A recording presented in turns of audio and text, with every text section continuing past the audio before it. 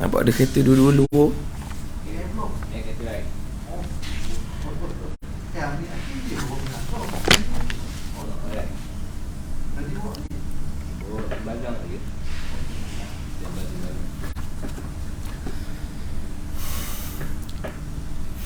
Allahumma salli ala sayyidina Muhammad wa ala ali sayyidina Muhammad.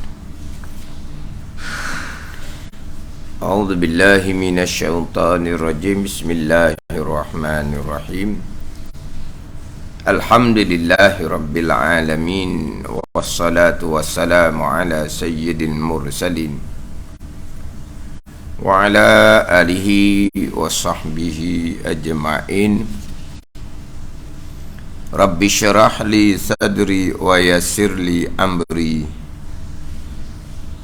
wahlul 'uqdatam min lisani yafqahu qawli. Subhanaka la ilma lana illa ma 'allamtana innaka antal alimul hakim. Wala hawla wala quwwata illa billahil aliyyil azim. Kitab Hidayatus Sibyan, muka surat 17. Muka surat 17, baris yang ke-13 daripada bawah. Muka surat 17, baris yang ke-13 daripada bawah. Qala al-muallifu rahimahullahu ta'ala wa nafa'ana bi'ulumihi amin. Dan jika lemah ia seseorang daripada sembahyang duduk, maka hendaklah ia seseorang berguling atas lambungnya dan dijadikan mukanya dan badannya kepada qiblah. Dan hendaklah ia seseorang bangun bagi rokoknya dan sujudnya. Bangun ni kadar dapatnya. Dan jika lemah ia seseorang daripada sembahyang duduk. Lemah daripada sembahyang duduk ni, dia punya dobik lemah ni, sakatan lemah ni sebagaimana terdahulu lemah daripada berdiri lah. Lemah dengan bahawa kesukaran kepayahan untuk duduk, kesukaran kepayahan dengan duduk tu, kesukaran kepayahan yang menghilangkan khusyuk solat. Mana kalau nak duduk, sama ada dia rasa macam nak terbalik ke, ataupun kalau dia duduk ni berasa sakit, pinggang dia sakit ke, lutut dia sakit ke, tapi tak rasa nak terbalik, tapi dengan kesakitan tadi tu menghilangkan khusyuk solat. Kalau rasa sengar-sengar, nyocok sikit-sikit itu, bukan kepayang kesukaran yang menghilangkan khusyuk solat, maka wajib dia kena solat berdiri, duduk, ganti daripada solat berdiri. Sebab kalau berdiri tak boleh lah berdiri tu. Duduk boleh lah, tapi rasa juga pinggang lutut tu, tapi rasa sikit-sikit, itu bukan kesukaran kepayahan yang menghilangkan khusyuk solat. Dia kalau solat duduk memang tak boleh nak pergi, sakit badan ni. Ataupun tadinya dia tak sakit tapi dia hanyut. Contohnya dia semayang atas buk contohnya. Jadi nak duduk tu, Allah, dah semayang sendiri pun bergelosor punggung-punggung ni. Dia masa dia berombak tu. Tak boleh dah nak duduk pun tak boleh dah ni. Mengiring. Dia gitu, dia panggil lemah daripada duduk. Jadi dobit dia sebagai terdahulu lemah daripada berdiri. Bila lemah daripada duduk, maka hendaklah ia seseorang berguling atas lambungnya. Ni ayat kitab, berguling atas lambung, mengiring. Kalau kita berguling ni, berguling tak kita kok guling batingnya tau. Guling tu dah musim tu. Berguling jatuh bukit. Tak, berguling jatuh bukit. Berguling tu macam bola aja dia. Ni berguling atas lambung. Apa nak ayat kita? Berguling atas lambung. Kita lambung kenalah sisi. Mana berbaring atas lambung. Baru kita boleh faham tau. Berbaring atas lambung. Satu laginya berbaring atas belakang. Itu melentang. Berbaring atas belakang itu melentang. Berbaring atas lambung. Atau apa? Mengiring. Ini ditulis dengan berguling atas lambungnya. Berguling atas lambung dan dijadikan mukanya dan badannya kepada kiblat lah. Kemudian berguling atas lambung ni, berbaring atas lambung ni, dia ada sebelah kanan, dia ada sebelah kiri. Maka afdal mengiring atas lambung kanan, sebagaimana mayat dalam kubur, kepala sebelah kanan. Faham? Kepala belah kanan lah. Macam mayat dalam kubur tu kan, kepala belah kanan. Tapi kalau dia berbaring atas lambung kiri, sah je. Sebab berbaring atas lambung ni, mengiring ni, janji yang pertama dada ke kiblat. Itu je. Itu syarat untuk sah sembahyang lah, menghadap kiblat dengan dada. Kita sambil berdiri kan, kiblat dada. Kita berpindah kepada sembahyang duduk, kiblat kira kepada dada. Kemudian mengiring atas lambung, janji kiblat, janji dada menghadap kiblat. Okey? Sama ada mengiring atas lambung kanan, lambung kiri, tak ada masalah. Tetapi afdal dan disunatkan mengiring atas lambung kanan. Ini pun kalau tidak sakit. Dia tidak boleh mengiring atas lambung kanan, sebab sebelah kanan tu disakit belikat. Tulang rusuk dia panggil belikat tau. Belikat tau. Ni tulang rusuk ke belikat mana? Belakang. Tulang belakang tu belikat. Jadi tulang rusuk tu tulang rusuk lah dia panggil. Jadi dia kalau mengiring, berbaring atas lambung kanan, jadi tulang rusuk belah kanan disakit, ataupun belikat belah kanan disakit, maka mengiring, berbaring atas lambung kiri. Tapi kalau dia okey, atas lambung kanan okey, atas lambung kiri okey, maka afdal, sunat dia mengiring, berbaring atas lambung kanan. Macam mayat dalam kubur, kepala ke sebelah kanan. Kalau dia mengiring atas lambung kiri, kepala sebelah kiri jadinya. Dia gitu. Kepala sebelah kanan lah, mana mengiring atas lambung kanan, kepala sebelah kanan, sebagaimana letak mayat dalam kubur. Letak mayat dalam kubur, tiba-tiba kepala sebelah kiri, janji dada ke kiblat. Itu wajibnya. Tapi sunat kepala sebelah kanan, letak mayat dalam kubur tu mengiring atas sisi lambung kanan mayat. Macam biasa buat tu lah. Padat ni. Ni ketika letak mayat dalam kubur. Ni bab lain ni. Adapun ketika sembahyang mayat, Ketika kita letak mayat dalam kubur, kita letak mayat tu mengiring, berbaring atas lambung kanan mayat. Letak maknanya dada ke kiblat. Ni kita kira kepada semayang mayat. Semayang mayat ni letak mayat melentang, bukan mengiring lagi semayang mayat. Dia letak mayat melentang. Kita nak semayang mayat ni, kepala sebelah mana? Mayat ni kepala sebelah mana? Mayat kepala ke kanan? Kepala ke kiri? Ada dua kepala benar ni? Lelaki.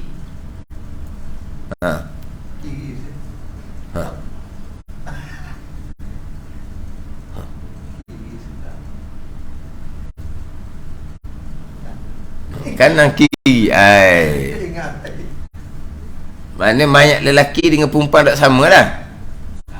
Sama je. Tak ada dalam juga imam ya. Beza. Kanan mata.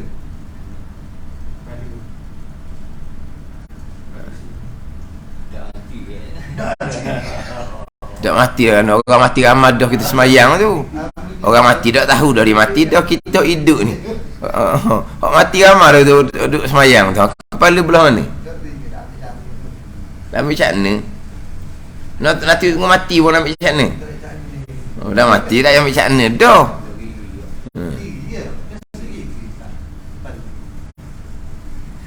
Kepala sebelah kiri mayat kepala belah kiri ni mayat lelaki mayat perempuan.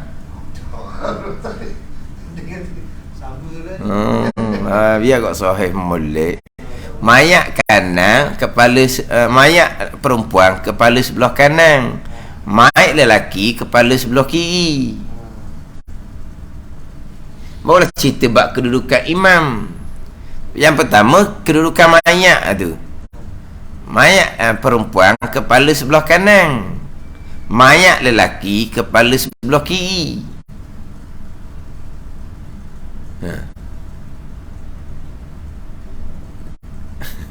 Ni ialah dah ingat.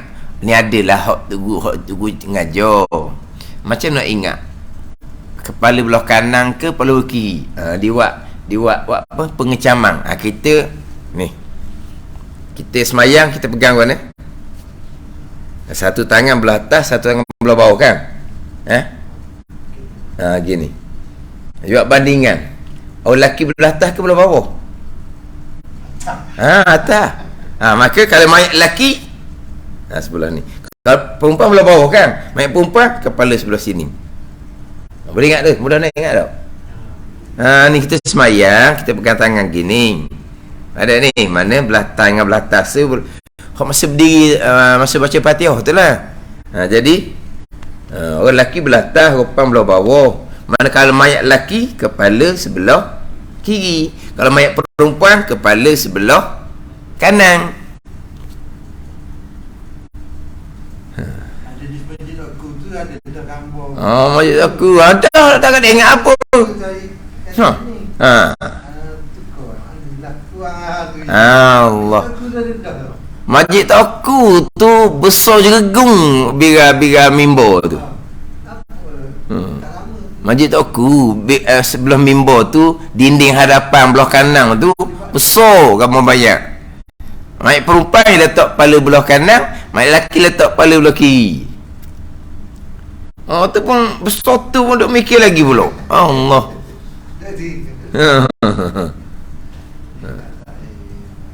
Dah besar sungguh masjid aku.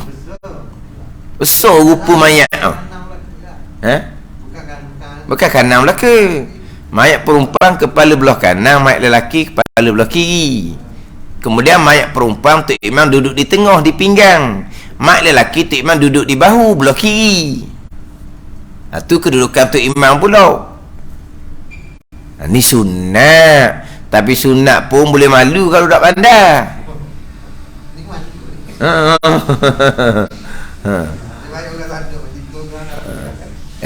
Suara kuat orang tak ada pun suara kuat suara sini lagi.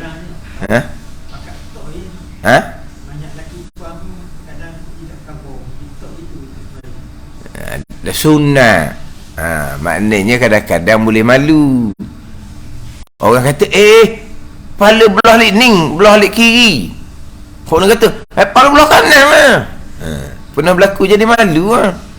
Dok, kepala belah kiri. Jadi hok kata kepala belah kanan tu saya kenal tu. Awak senyap sudahlah, ikut pocik tu kata. Kepala belah kiri sebab mayat tu mayat lelaki. Kepala belah kiri lah. Dia tu imam. Dia tu imam. Dia akan jadi imam jenazah. Dan dia pun tu imam masjid. Mana ni? Yang mayat tu pak saudara dia. Jadi dia kata letak kepala belah kanan. Adalah pocik tu seorang. Belah kiri. Tak ada belah kiri. Ni masa kau tengah fikir, nak pusing kat mana ni orang ni? Susah ke berat-berat hidup kanan kiri. Lepas tu dia kata belah kanan. Dia kata tu imam ni. Saya gerak dia, senyap dah. Betul pocik tu, kepala belah kiri mayat lelaki kan. Mayat lelaki tu, betul-betul kepala belah kiri. Takkan mu tak tahu pot darah mu mati tu lelaki. Takkan pot darah mu perempuan.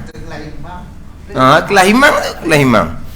Yalah, kalau tak ada orang tegur tak apa, you buat kepala belah kanan. Tak ada orang tegur, tak ada masalah. Sekarang ni masa nak letak kepala itu mula-mula orang usung ni kan, orang letak kepala belah kanan, kepala belah kiri. Waktu imam ni pot darah dia yang meninggal tu, pot darah dia nak letak kepala belah kanan.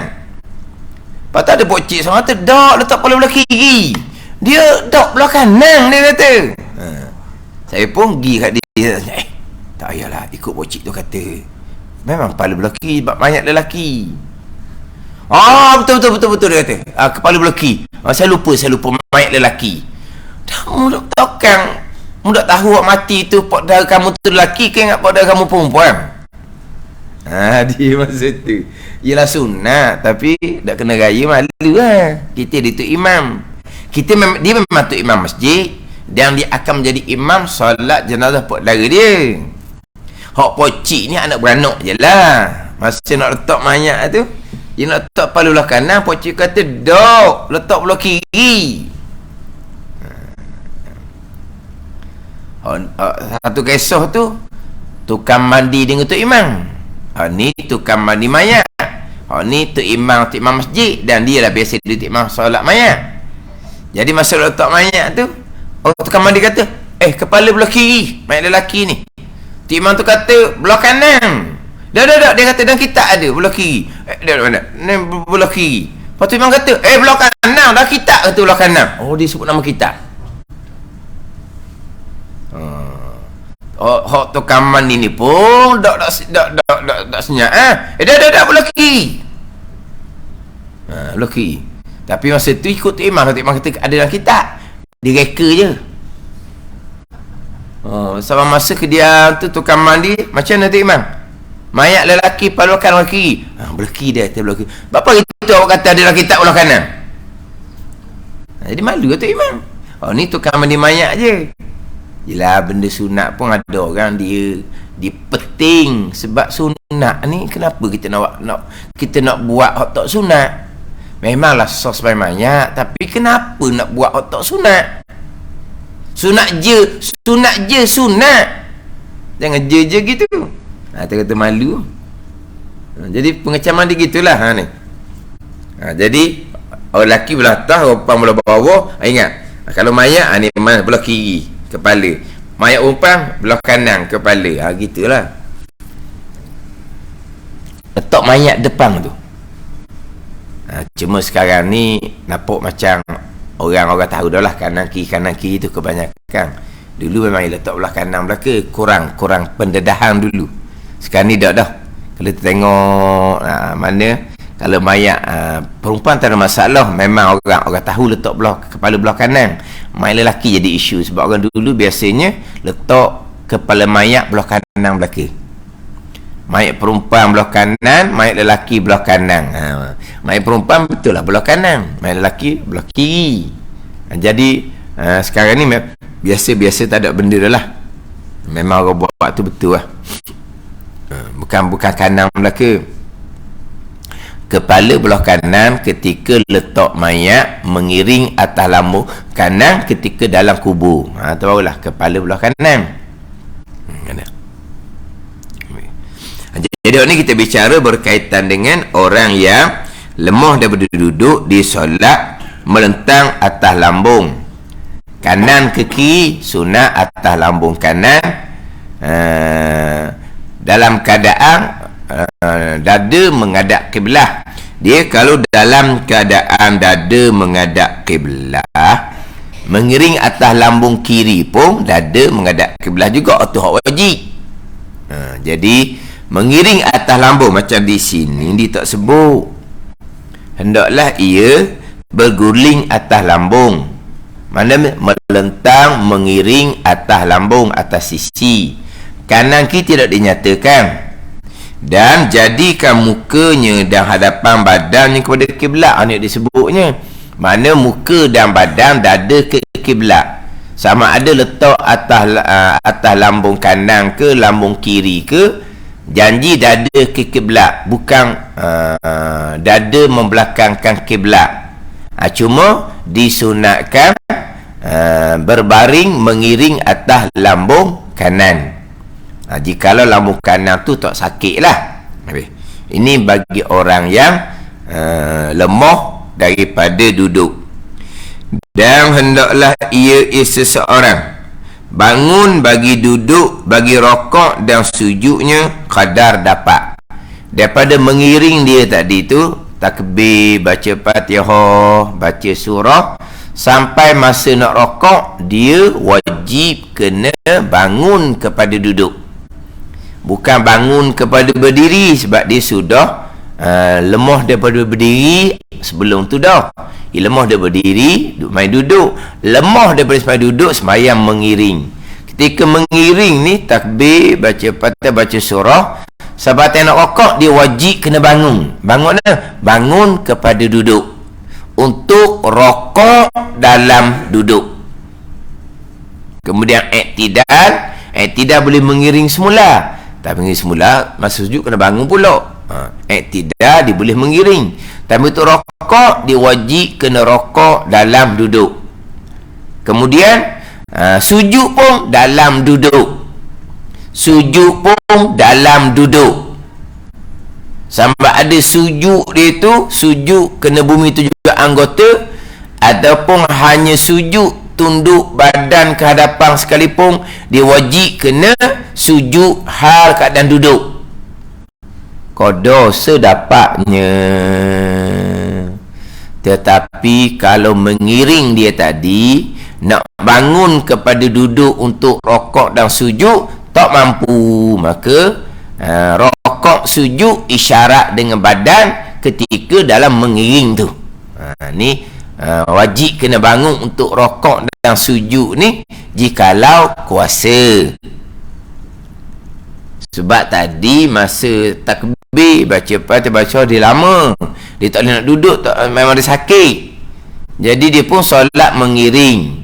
Selesai baca surah, dia nak rokok, dia wajib kena bangun kepada duduk jika kuasa lah. Tapi ghalib tak nak bangun dah, maka rokok dan sujud isyarat dengan badan ketika mengiring. Ini bagi persoalan semayang fardu. Ini bagi persoalan sembahyang fardu.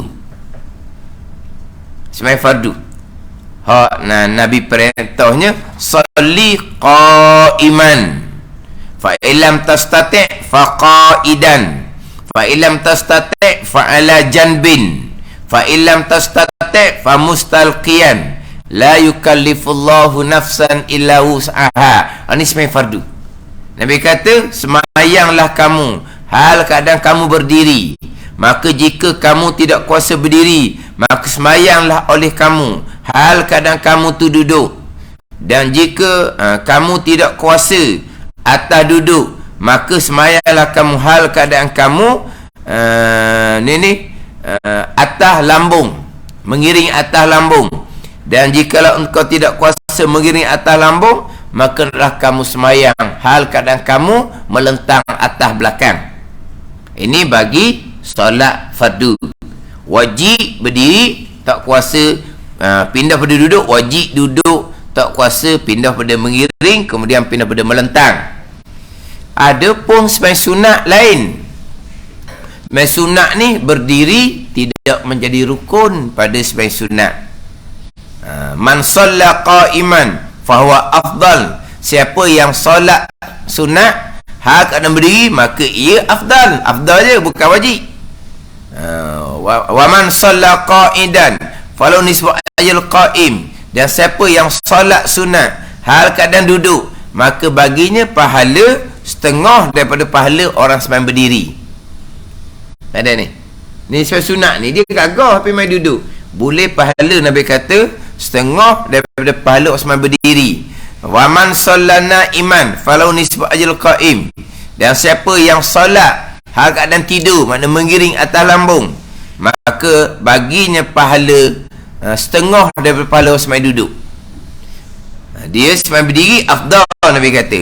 Dia sembahyang duduk boleh pahala setengah daripada sembahyang orang sembahyang berdiri. Kalau dia sembahyang melentang, mengiring, dia mengiring atas lambung, dia gagah ni. Berdiri gagah, tapi dia sembahyang mengiring, sembahyang sunat maka pahala setengah daripada sembahyang pahala sembahyang duduk. Setengah daripada pahala sembahyang duduk makna apa? 1/4 daripada pahala orang sembahyang berdiri. Kan? Sembahyang berdiri sembahyang sunat afdal. Dia sembahyang duduk boleh pahala setengah daripada orang sembahyang berdiri. Dia sembahyang mengiring atas lambung, sembahyang sunat dia gagah, boleh pahala setengah daripada orang sembahyang duduk. Bila pahala setengah daripada duduk, sembahyang duduk tu pahala setengah daripada berdiri. Maknanya sembahyang mengiring atas lambung sembahyang sunat gagah ni boleh pahala 1/4 daripada orang sembahyang berdiri. Kena tak? Kau jabat kan? Pandang ngiri kau jabat. 1/4 lah daripada orang sembahyang berdiri. Okey, dia gagah. Dia sembahyang duduk, sembahyang sunat duduk, rokok, sujud macam biasalah. Dia orang gagah. Tiba-tiba dia sembahyang sunat mengiring atas lambung. Mengiring saja je. Saja je dia mengiring atas lambung. Dia takbir, dia baca Fatihah surah dalam keadaan mengiring atas lambung. Dalam keadaan mengiring atas lambung. Orang gagah ni sembahyang sunat. Orang gagah ketika sembahyang sunat. Untuk rokok dan sujud dia wajib kena kembali kepada duduk, rokok sujud dalam duduk. Ada ni. Faham tak ni? Sekarang kita bicara orang sembahyang sunat. Berdiri tidak menjadi rukun, duduk pun tidak menjadi rukun. Gagah dia tiba-tiba dia nak sembahyang sunat hal keadaan mengiring atas lambung, boleh pahala 1/4 daripada orang sembahyang berdiri. Dan ni faham tak ni? Dia tidur mengiring, tak lena tidur, tak boleh nak tidur. Apa? Kelik kepah apa? Yelah, apa? Kelik kepah ke apa? Tak lena tu. Terang mata, kerah mata tu lah. Kelik kepah panggil apa? Pejang celik. Allah, pejang tu. Tak lena. Dia pun tidur keadaan mengiring. Maka dia pun Allahu Akbar semai sunat. Boleh dia ada apa? Boleh. Sunat ni bukan semai fardu. Dia pun semai mengiring. Selesailah baca surah, dia nak rokok, dia wajib berpindah kepada duduk, tunduk rokok hal keadaan duduk, kemudian i'tidal. Selesai i'tidal pergi pada sujud macam sujud biasa. Ada ni.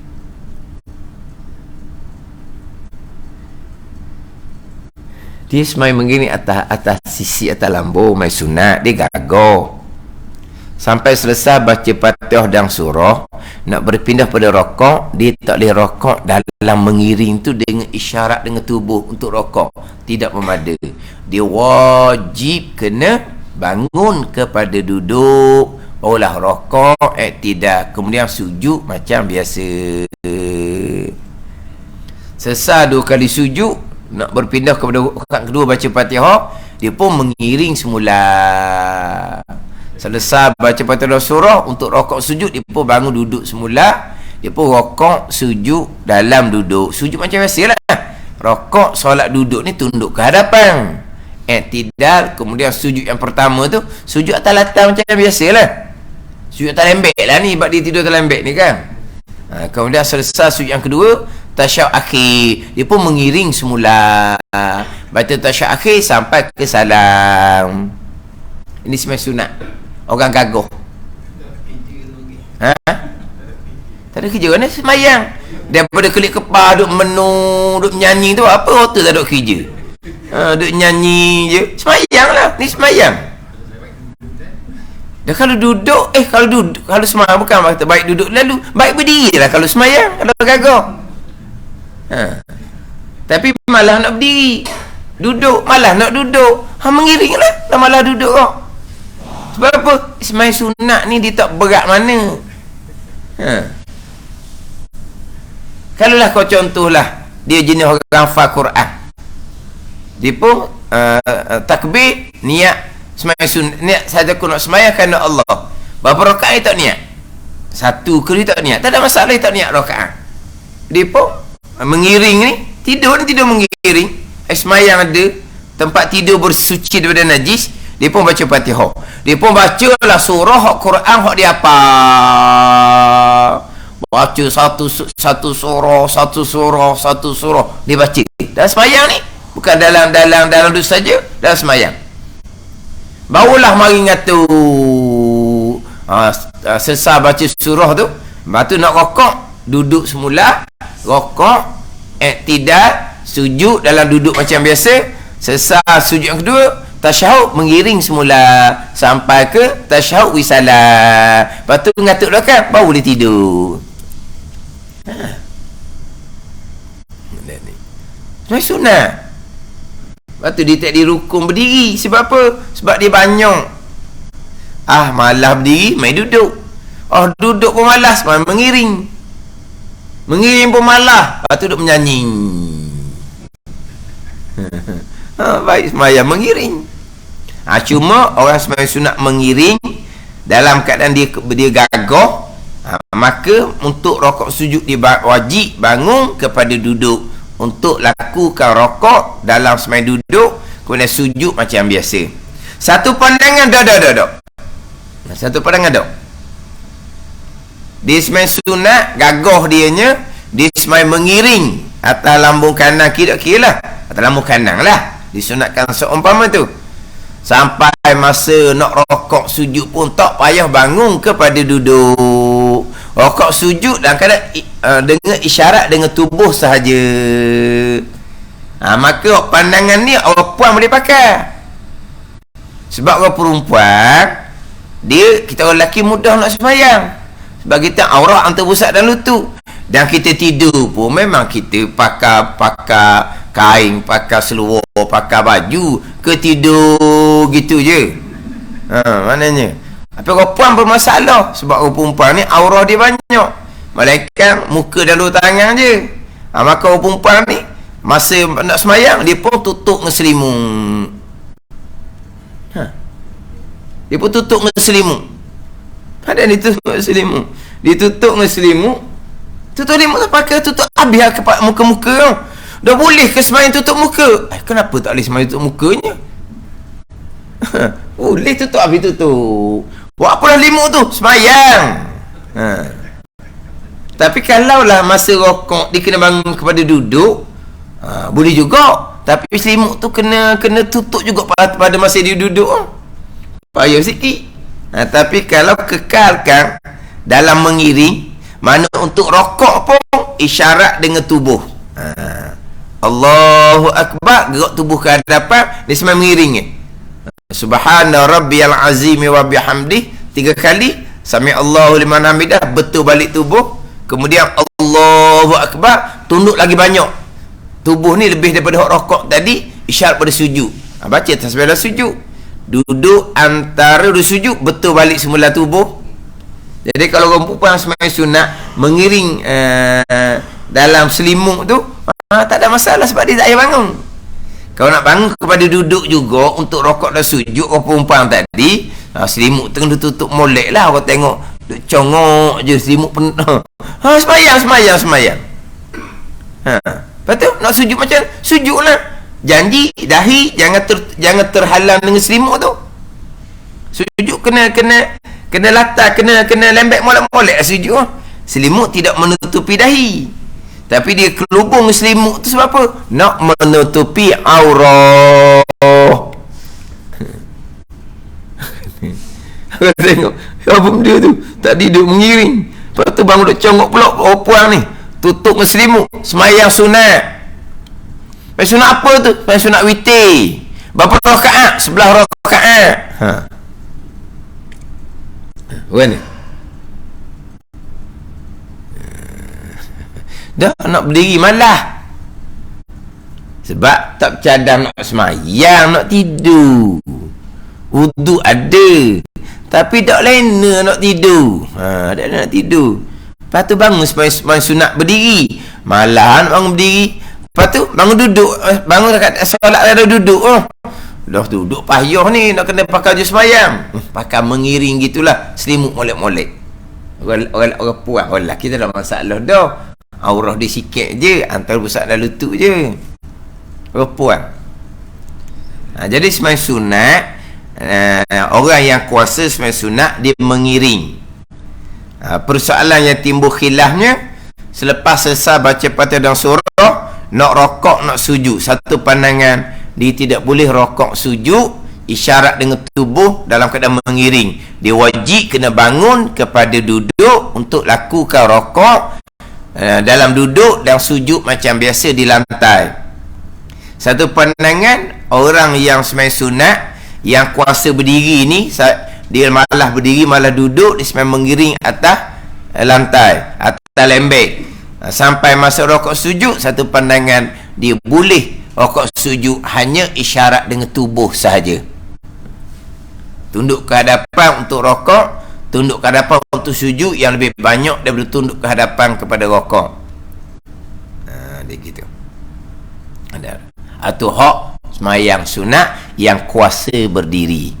Hak ni dia main fardu, berdiri dia sudah lemah, duduk dia sudah lemah, maka dia pun semayang mengiring atas lambung kanan, sunat atas lambung kanan.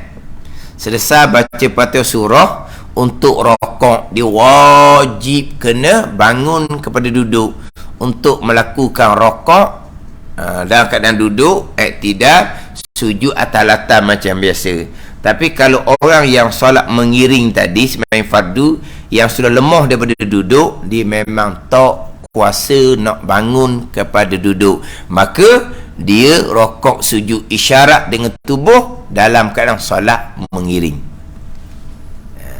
Dia kholik gitulah. Kholiknya bila lemah daripada duduk, dia solat mengiring, selesai baca Fatihah dan surah, nak bangun kepada duduk tak larat lah biasanya, maka rokok sujud isyarat dengan tubuh.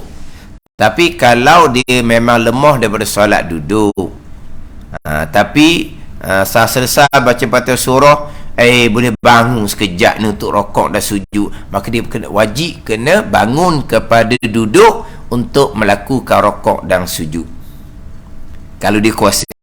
Kalau tidak kuasa untuk bangun kepada duduk, melakukan rokok dan sujud dalam duduk, maka dia rokok dan sujud isyarat dengan badan ketika dia sembahyang mengiring. Isyarat dengan badan. Badan tidak boleh digerakkan ke hadapan untuk rokok dan sujud, barulah isyarat dengan kepala. Jadi isyarat badan kepala nanti saya akan cerita balik.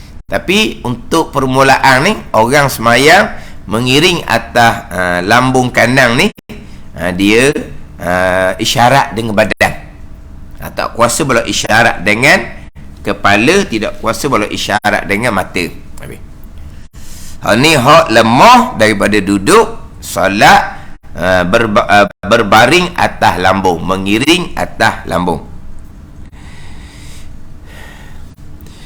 Dan jika lemah ia seseorang daripada sembahyang berbaring atas lambungnya, nak mengiring atas lambung, berbaring atas lambung, tidak kuasa, lemah, maka hendaklah ia berbaring, hendaklah ia bertelentang atas belakangnya. Bertelentang dipanggil, bertelentang atas belakang. Hak tadi berguling atas lambung. Lemah daripada duduk solat, berguling atas lambung. Lemah daripada solat, berguling berbaring atas lambung, berguling atas lambung. Hak tadi hendaklah dia berguling atas lambung. Ini tak ni. Dan jika lemah daripada sembahyang berbaring atas lambung, berbaring pula. Dia hak berbaring, hak kita mudah faham. Berguling atas lambung, berguling-guling tu kita faham lain. Ni, dan jika lemah ia daripada semai berbaring atas lambung, berbaring atas lambung, maka hendaklah dia bertelentang atas belakang. Kita mana? Berbaring atas belakang pula. Dan mendirikan akan mukanya, dan dua tapak kakinya berhadap kepada kiblat, maka memperbuat akan rokok dan sujud qada kuasanya. Ni kena tim molek ni. Ni berkait rukun semayang ni. Berdiri rukun pada semayang fardu. Lemah, maka berpindah pada duduk menjadi rukun pada semayang fardu. Duduk pun lemah, berpindah kepada berbaring atas lambung, menjadi rukun pada semayang fardu.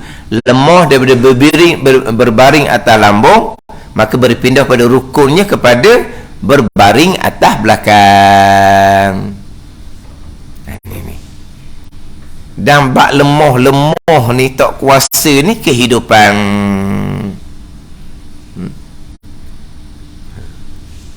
Tak pernah kena demam pelik, tak bangun.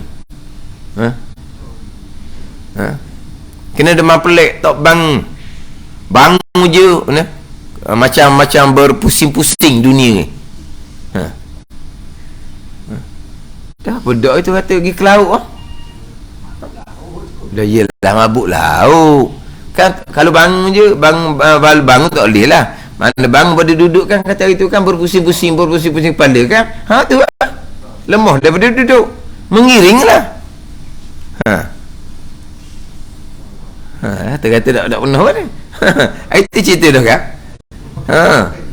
Iyalah pergi ke laut. Bila ke laut dia jadi sakit. Apa? Mabuk tu lah. Bila mabuk dia sakit, kepala dia pening apa semua ni. Nak mutar sakit tu. Nak semain duduk tak boleh, nak bangun duduk dia sudah berpusing-pusing. Bukan ombak tu dah, ombak sakit lah. Ni kalau tak ada ombak pun dia tak boleh bangun dah. Sebab apa? Dia punya kepala pening tau. Apa? Lemah daripada duduk. Semayang berbaring atas lambung. Berbaring atas lambung tak boleh, sakit, lemah, maka berbaring atas belakang. Tak pernah masuk hospital. Doktor pegang hospital tak pernah. Tapi orang yang masuk hospital ni kadang-kadang doklah selemah mana tau. Orang yang sihat ni lah, sekali-sekala kena uji dengan sakit itu peringatan. Hak ulang alik hospital tu saya ceritalah. Hak terlantar orang ni orang tua ke, ataupun orang ada sakit-sakit hak berat-berat ke, tu cerita lain lah. Hak orang segar-segar ni, terkadang doktor pegang di hospital. Mungkin lah boleh salat berdiri lagi pun mungkin, ataupun mungkin salat duduk je mungkin. Berarti nak apa? Kena tahulah. Berdiri, duduk, berbaring atas lambung, berbaring atas belakang. Kena tahu labat ni untuk diri kita sendiri dan keluarga kita, anak-anak kita contohnya. Kan ada je ni demam panas sangat-sangat tu, muntah, Masuk obat pun muntah. Nak sembahyang macam mana tu? Berdiri memang tak boleh dah. Kita buat dia dalam keadaan duduk. Duduk boleh kedok. Kita wudukkan dia. Allah, anak tu tak balik lagi. Anak memang tak balik lagi. Anak tak ada kewajipan. Kita wajib pastikan anak kita solat bermula daripada umur 7 tahun. Walaupun dah kena sakit sekalipun. Wajib atas kita. Nak latih anak kita semayang ni, mu wajib semayang. Walaupun mu sakit macam mana selagi akal mu sedar. Tu. Dan salat macam mana? Wuduk kita ambil kan? Kita wuduk, ambil spray, kita wuduk, muka dia basuh tangan dia apa semua. Okey. Bangun memang tak boleh dah budak ni. Kamu semayang duduk, kita ajar dia. Main duduk macam mana, nak rokok apa macam mana. Oh, jangan. Pening kepala, tak semayang lah. Hak tu kau anak kita besar nanti sakit dia tak semayang. Siapa ajar? Ayah yang ajar. 7 tahun kita wajib pegang anak kita semayang. Wajib tu suruh semayang walaupun dia sakit, walaupun tangan dia patah, kaki dia patah. Tangan dia ada seming, kaki dia ada seming. Kita ajar wuduk dengan tayamum. Masa semayang nak macam mana? Kaki patah nak beri macam mana? Kita ajar dia semayang duduk. Budak ni tak balik lagi, tak wajib. Budak ni tak wajib walaupun dia segar pun dia tak wajib semayang. Yang kita cerita ni kewajipan atas kita ibu bapa. Tapi kalau tangan patah semayang lah awang, mu tak balik lagi. Kaki patah semayang awang sebab mu tak balik lagi. Sampai masa anak tu balik, dia sakit, dia tak semayang sebab mak ayah dia ajar gitu. Sebab tu sebab apa ya di hospital besar kita Kota Terengganu tu ramai orang tua-tua tak semayang. Cuba kita tengok di wak kanak-kanak hak 7 tahun ke atas tu, mak ayah dia ajar semayang ke tak? Tak. Kanak-kanak tak bila dia besar masuk wak dewasa dia akan semayang juga. Kan wak dewasa tu ramai tak semayang kan. Dululah, sekarang ni wallahualam dulu ramai tak semayang. Cuba kita turun wak kanak-kanak hak 7 tahun ke atas, mak ayah dia suruh semayang duk anak dia duk atas katil hospital. Seorang pun tak semayang. Jadi anak tu besar nanti tak semayang juga segar semayang, sakit tak semayang. Siapa ajar? Mak ayah dia ajar. Tak. 7 tahun je tak ada dah kamu mu sakit ke, mu demam ke, mu mutah ke, ni mengatur. Apa ada mayang pun dah mengatur. Ada benda lah. Lewat nanti tak sempat nak naik bas lagi sekolah, tak semayang lah subuh, tak semayang. Aja. Sebab apa tak balik? Memang dia tak balik lagi. Kita nak latih daripada umur 7 tahun. Nak cerita semayang ni tak ada dah tinggal semayang. Kita kejutkan dia untuk semayang subuh. Mak dia tak semayang, mak dia uzur. Jadi kita kejutkan dia. Kita pergi masjid, balik-balik tengok dia tidur atas kursi. Kita tanya dia, kamu semayang tak lagi ni? Tak. Wajib itu suruh dia qada kalau waktu habis dah. Dan kita pipik ngatang, lain kali kamu jangan buat seumpama ni. Ada ni. Tapi kalau anak tu umur 10 tahun dah buat gitu, wajib kita kena piak. Tak semayang. Dia pergi tidur atas kursi tu pula. Dah pergi masjid dah ni, dia tinggal sampai subuh. Maka kena otang. Berapa puluh tahun dah otang. Wadribu li ashrin, Nabi kata. Pukul oleh kamu bila umur tu 7-10 tahun. Tapi kalau dia 8-9, kita kena marah ke dia. We peringatan. Kalau jangan buat. Bangun semai subuh. Jam setengah dah ni. Kodok. Kena kodok no. Lah. Sebab dia tinggal semayang. Kodok apa lah, dia tak wajib semayang. Bukan kodok, tunai pun tak wajib. Kalau kira wajib. Tapi menjadi kewajipan atas ibu bapa. Nak cerita semayang tak ada tinggal.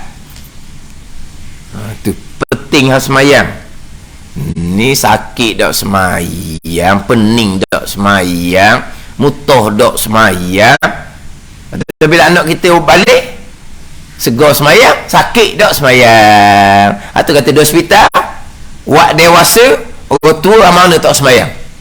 Hak semayang dah bila semayang di hospital tu, penjaga je semayangnya, bukan pesakit. Cuba turun pula wak kanak-kanak umur 7 tahun ke atas, tak semayang juga. Padang lah. Didikan seumpama tu. Dia tak ada. Waktu kata bak berdiri, bak lemah berdiri, duduk, berbaring atas lambung, berbaring atas belakang ni kena belajar molek. Ni kitab apa ni? Kitab Hidayatus Sibyang ni. Hidayatus Sibyang. Pertunjuk bagi kanak-kanak. Sibyang tu kanak-kanak. Bukan kanak-kanak dia jemuh. Pertunjuk bagi orang yang baru belajar. Orang baru belajar ni kena belajar gini, orang baru belajar bukan petunjuk bagi orang yang belajar pertengahan ni. Kanak-kanak mana apa ni? Kanak-kanak pada ilmu. Orang yang baru belajar. Ni kena belajar. Kita tak pernah belajar ni masih di sekolah rendah kalau menengah. Maknanya kita belum kanak-kanak lagi.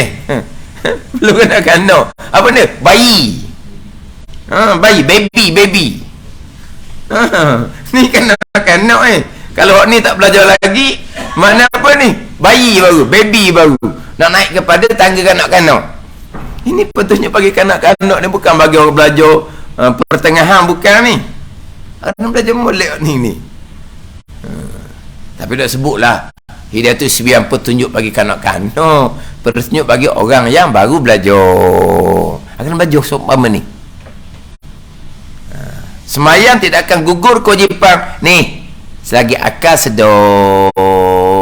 Walaupun dia sakit, tinggal kulit, tinggal tulang dah, kelik-kelik dah mata dia nya, akal dia molek, wajib semayang. Ni tiang agama. Berdiri, duduk, berbaring atas lambung dan berbaring atas belakang. Jadi seperti sinilah. Dan jika lemah ia daripada sembahyang berbaring atas lambungnya, maka dia sembahyang bertelentang atas belakangnya. Wallahu a'lam. Bismillahirrahmanirrahim. Alhamdulillahirabbil alamin, wassalatu wassalamu ala sayyidil mursalin wa ala alihi washabbihi ajma'in. Allahumma ftah alaina futuhal arifin. Allahumma allimna ilma akdamin wa fahimna fahamas sabiqin warzuqna ruqat talibin. Allahumma zidna ilma wa alhiqna bis salihin. Wa sallallahu ala sayyidina Muhammadin wa ala alihi wa sahbihi wa sallam. Walhamdulillahi rabbil alamin.